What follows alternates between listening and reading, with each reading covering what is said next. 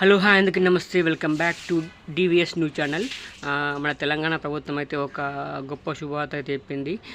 రాజీవ్ యువ వికాసం సంబంధించిన అప్లికేషన్లు అయితే అంటే లోను అప్లికేషన్ పెట్టుకోవడానికి లాస్ట్ డేటు ఈ నెల 5వ డేట్ వరకు ఉండే, అంటే ఏప్రిల్ 5వ డేట్ వరకు లాస్ట్ డేట్ ఉండే. కానీ ఈ డేట్ని అయితే పొడిగించడం జరిగింది. ఏప్రిల్ 14వ తారీఖు దాకా అప్లికేషన్లు అయితే ఆన్లైన్లో పెట్టుకోవచ్చు. ఎందుకంటే చాలామంది గడువు పెంచమని కోరారు, అందుకే ఈ గడువు అయితే పెంచింది. ఎందుకంటే చాలామంది క్యాస్ట్ ఇన్కమ్ సర్టిఫికేట్లు తీసుకోవాలి కాబట్టి దాని గురించి గవర్నమెంట్ అయితే కొద్దిగా గడువు అయితే పెంచింది.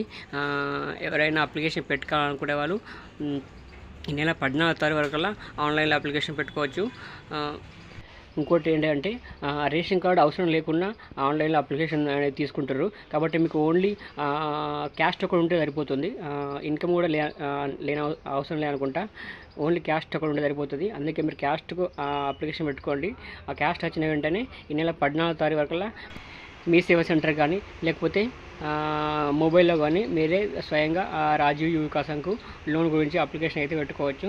మీరు ఏదైతే అప్లికేషన్ పెట్టుకున్న తర్వాత ఒక రిసిప్ట్ వస్తుంది. ఆ రిసిప్ట్ ఈ డాక్యుమెంట్స్ అన్నీ కూడా మున్సిపల్ ఆఫీసులో కానీ లేకపోతే మీ గ్రామ పంచాయతీ కానీ అక్కడ సబ్మిట్ చేయాలి. అయితే చాలామంది ఇన్ని రోజులు అయితే కంగారు పడ్డారు. ఎందుకంటే క్యాస్ట్ ఇన్కమ్ సర్టిఫికేట్లు అక్కడ అస్సలు కాబట్టి, అంటే ఎంఆర్ ఆఫీస్లో చాలా పెండింగ్ ఉన్నాయి. ఇక్కడ డేట్ అయిపోతుంది. అందుకే గవర్నమెంట్ ఇవన్నీ దృష్టిలో ఉంచుకొని ఇవన్నీ ఆలోచించి గవర్నమెంట్ కూడా ఈ నిర్ణయం తీసుకుంది. ఈ నెల 14వ తారీఖు వరకు లాస్ట్ డేట్ ఉంది. అందుకే అందరూ వీలైనంత మట్టుకు అప్లికేషన్ అయితే పెట్టుకోండి. నేను మళ్ళీ చెప్తున్నా, మీరు లోనుకు అంటే 2 లక్షలు 3 లక్షలు అట్లా కాకుండా ఒక ₹1,00,000 లేకపోతే 50,000కే అప్లికేషన్ పెట్టుకోండి. ఎందుకంటే అట్లా పెడితే మీకు వచ్చే ఛాన్స్ ఎక్కువ ఉంటాయి అన్నమాట. నాకు తెలిసింది నేను చెప్తున్నా.